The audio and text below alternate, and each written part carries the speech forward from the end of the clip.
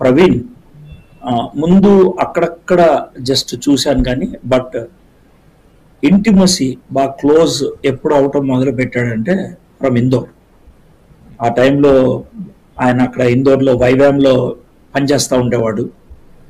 And for nearly 3 years కన్సిస్టెంట్గా ప్రతి year కూడా హీ వాజ్ మై ట్రాన్స్లేటర్.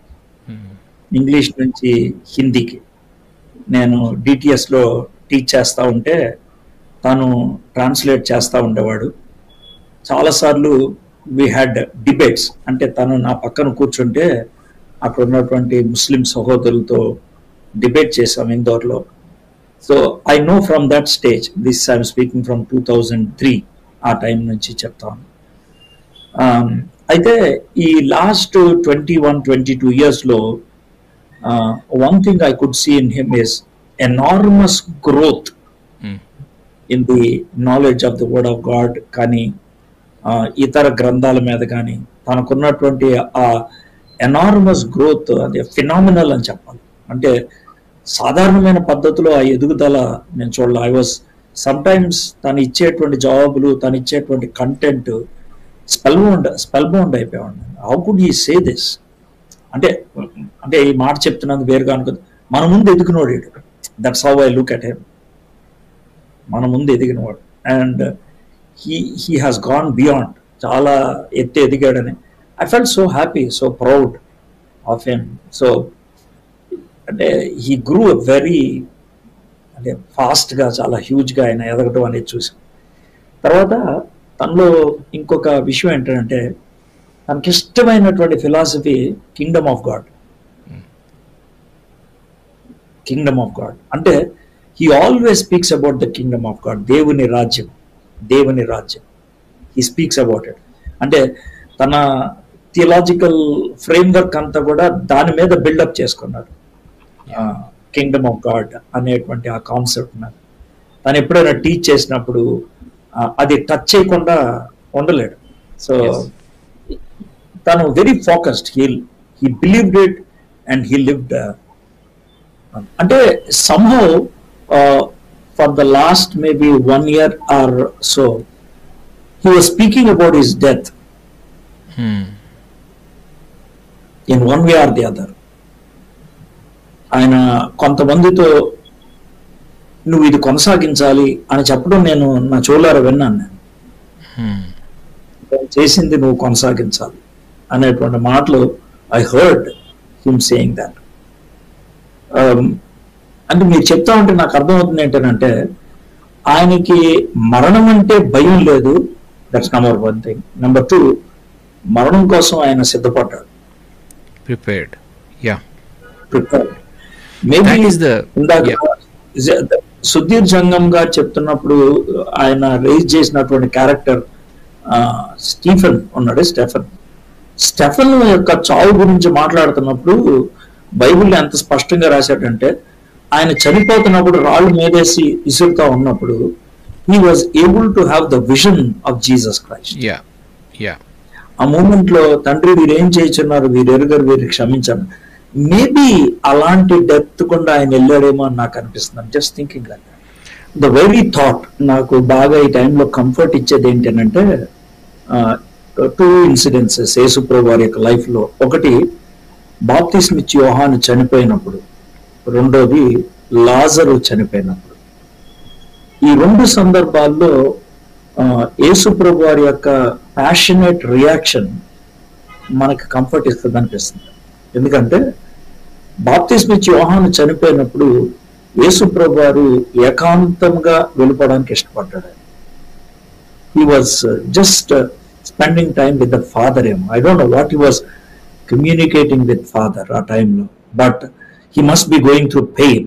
చాలా పెయిన్ కూడా వెళ్తూ ఉంటాడు. That's 1 thing. రెండోది లాజరు చనిపోయినప్పుడు యేసుక్రీస్తు ప్రభువారు ఆ సమాధి దగ్గరకు వచ్చి మోరుగుతూ ఏడవటం.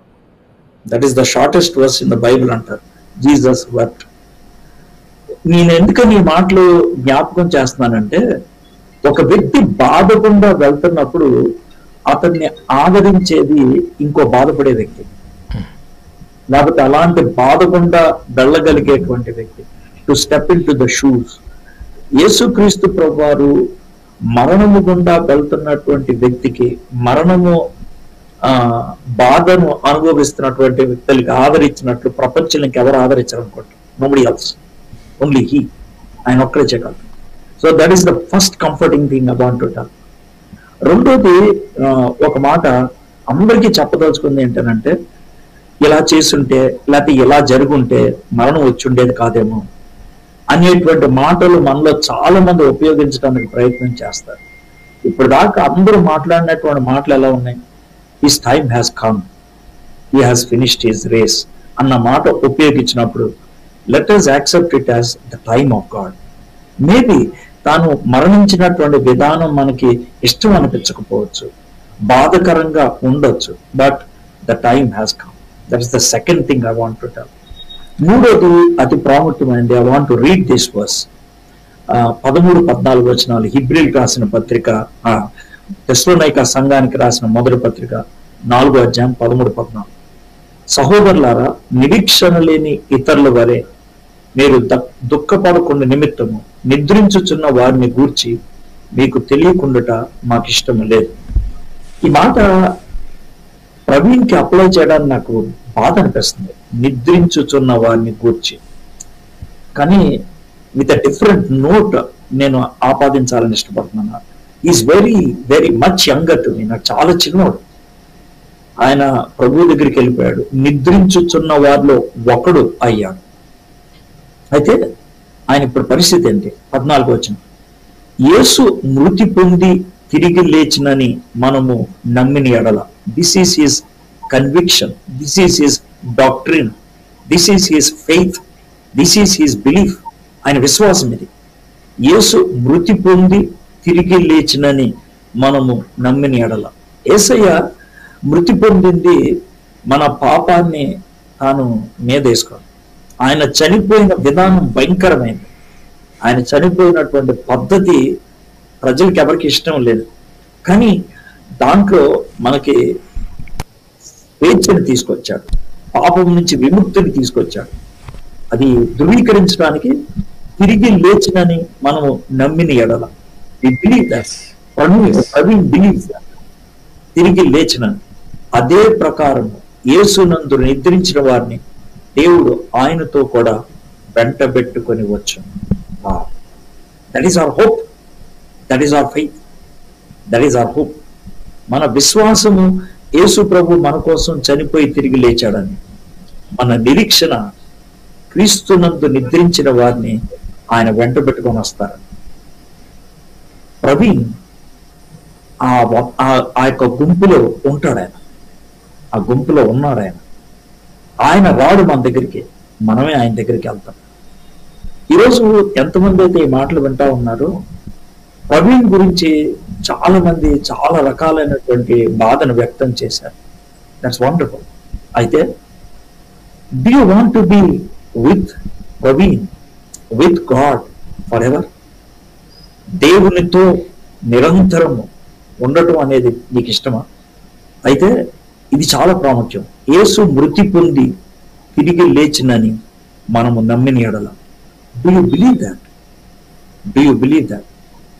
ఈ నిరీక్షణ మనకు ఉండాలి అనంటే, ఈ నిరీక్షణ ఎప్పుడు ఉంటుంది అనంటే, ఈ విశ్వాసం మనకుంటేనే. ఫెయిత్ అనే పునాది మీద ఈ హోప్ అనే దాన్ని మనం కట్టుకుంటాం. ఈ ఫెయిత్ మనకున్నదా? Do you believe that Jesus died for you and he rose again? యేసు మృతి పొంది తిరిగి లేచినని నమ్మినప్పుడు చావు అనేది డిఫరెంట్ గా కనబడుతుంది. చావుని ఫేస్ చేసే విధానం డిఫరెంట్ గా ఉంటది. చాలా మంది మార్టర్షిప్స్ ని చూసి మారుమనసు పొందిన వాళ్ళు ఉన్నారంట. టర్టూలియన్ అనేటువంటి ఆయన క్రైస్తవుల్ని మొదటి శతాబ్దంలో చిత్రహింసలకు గురి చేసి చంపుతూ ఉంటే, వారి చచ్చిపోతున్నటువంటి విధానాన్ని చూసి ప్రభు దగ్గరికి వచ్చాడంట. The way they faced death, the way they faced persecution, వాళ్ళు శ్రమను ఎదుర్కొన్నటువంటి విధానం, వాళ్ళు మరణాన్ని ఎదుర్కొన్నటువంటి విధానం. ఎందుకు ఎదుర్కోగలిగారంటే, they had faith in Jesus who died for them and rose again. My friends, we all have to die one day.